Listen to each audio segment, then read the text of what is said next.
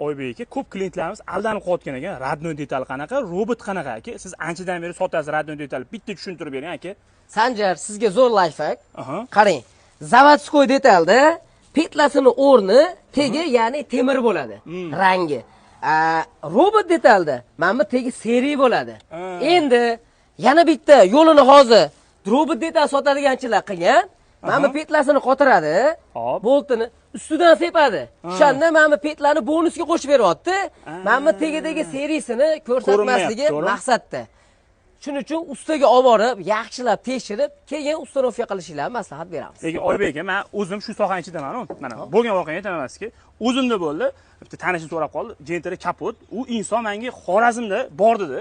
Lekin shu Xorazmdagi inson Toshkentga jo'natgan, yoki Toshkentdan olasida bitta akamiz olib kelib berdi, aytmayman kimligini. Va shu aka usta akamiz ko'rib turib farqiga bormabdilar aka.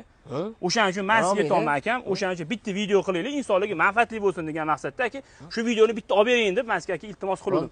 Bitta bu detalda emas, krilolarda ham boltini o'rnini izi seri bo'lsa, agar tegi seri bo'ladigan bo'lsa, u robot detal bo'ladi.